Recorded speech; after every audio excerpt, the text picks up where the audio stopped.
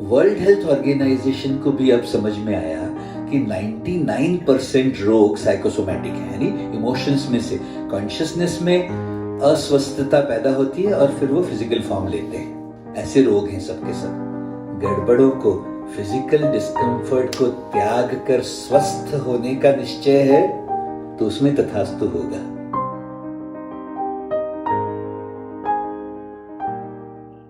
सबसे पहले तो शरीर के दर्द को शरीर में रखना सीखो, उसको तुम्हारे मन में नहीं ले जाना। तुम्हारा कंडीशनिंग कैसा है, जैसे ही तुम्हारे शरीर में थोड़ा सा डिस्कम्फर्ट शुरू होता है उसको तुम्हारे विक्टिम कॉन्शियसनेस की वजह से तुम उसको अपने मन में भी इतना भयंकर इंपॉर्टेंट बना के रख लेते हो और फिर उसका सहारा लेके सेल्फ पिटी करते रहोगे, उसको छोड़ने के लिए निश्चित नहीं बनते। सुन रहे हो मेरी बात? उसको त्यागने का निश्चय नहीं बनता मन में। निश्चय क्या बनता है, देखो मेरा दर्द कितना बड़ा है। और ऐसे चक्कर में अपने ही जीवन का कबाड़ा करते रहोगे तुम। तुम्हारे निश्चयों में तथास्तु होता है माय डियर्स। तुम अंदर का भाव देख लो तुम्हारा क्या है। गड़बड़ों को, फिजिकल डिस्कम्फर्ट को त्याग कर स्वस्थ होने का निश्चय है तो उसमें तथास्तु होगा। या सेल्फ पिटी करके या किसी से सहानुभूति मांगने का निश्चय है उन क्षणों में तो उसमें तथास्तु होगा।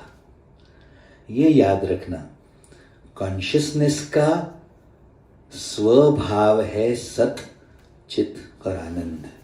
तुम्हारा शरीर भी कॉन्शियसनेस से ही बना हुआ है। उसमें दर्द उठना मतलब है कहीं कॉन्शियसनेस में अस्वस्थता घुस गई, उसको समझना चाहिए। अगर आपने धर्म सीरीज, माया सीरीज ठीक से देखी सुनी हो तो कॉन्शियसनेस का कंडेंस होके मोस्ट घनीभूत हुआ स्वरूप फिजिकल बॉडी है। The most condensed form of the consciousness is the physical body. World health organization को भी अब समझ में आया कि 99% रोग साइकोसोमैटिक हैं, यानी इमोशंस में से कॉन्शियसनेस में अस्वस्थता पैदा होती है और फिर वो फिजिकल फॉर्म लेते हैं। ऐसे रोग हैं सबके सब 99%। उनका अगर आप वो साइकोसोमैटिक रोगों का लिस्ट देखोगे कुछ बचा ही नहीं है। और everything is psychosomatic is what they are saying, including cancer, HIV, heart problems, asthma, blood pressure, diabetes, arthritis, sinus, migraine, everything. ना, मैं ये कहता हूं जैसे ये कंडेंसेशन हुआ है तो डिसीज बना है, आप अपने मसाज करके solid to liquid, liquid to gas, gas to fire, fire to ether, ये कर सकते हो। अपना मसाज कर लोगे ना शरीर का, उसको डिसॉल्व करते जाओगे आप। जहां जहां अस्वस्थता है वहां पेन होगा आपको। पेन का मतलब ही है कि वो फिजिकल फॉर्म में आने लगा है कंडेंस होते होते। तो आप उसको मसाज करते रहो, या तो स्वयं मसाज करो, मैं तो कहता हूं एवरी डे अपना स्वयं का मसाज करो। एवरीडे नहाने के पहले 15 मिनट अपना पूरा ऊपर से लेके नीचे तक एक कण को मसाज करते जाओ। और जहां जहां भी आपको लगे कि कुछ इकट्ठा हुआ है जो आपका फिजिकल बॉडी नहीं है, a part of your physical body नहीं है, कुछ दूसरा इकट्ठा हुआ है, उसको मसाज करके रिलीज करते जाना।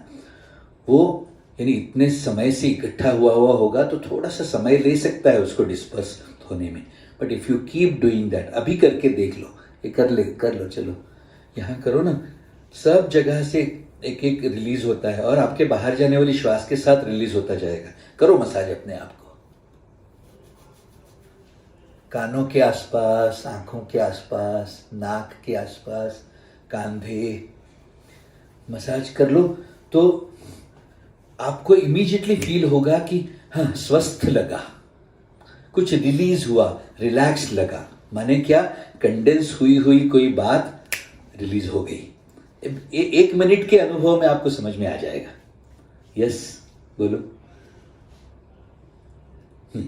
ऐसा आपको एवरी डे, हम ये योगासन करते हैं माने क्या, एक एक एक एक अंग को हम अंदर तक अनकंडेंस करवाते हैं। कॉन्शियसनेस का घनीभूत हुआ हुआ जो कंडेंस हुआ हुआ फिजिकल फॉर्म है, उस वहां से अणुओं को डिस्पर्स कर रहे हैं। इसलिए योगासन का महत्व है। वॉक का महत्व क्या है, तो जहां कुछ इकट्ठा हुआ हुआ होगा, आपके ब्रीदिंग तेज होने की वजह से सब जगह से ब्लड स्ट्रीम में वो लिम्फ नोड्स भी ड्रेन होते हैं, and then with your outgoing breath everything will remove and you feel released. आप सुन रहे हो क्या मेरी बात? सपोज घुटनों में दर्द है आपको, एलोपैथी वे ऑफ मेडिसिन आपको क्या बोलेगा कि नी रिप्लेस करना पड़ेगा, वरना कॉन्शियसनेस से ही बना हुआ शरीर है। उसी कॉन्शियसनेस में जिसने शरीर बनाया है, उसमें शरीर को हील करने की भी तो ताकत है ही। आप सुन रहे हो क्या?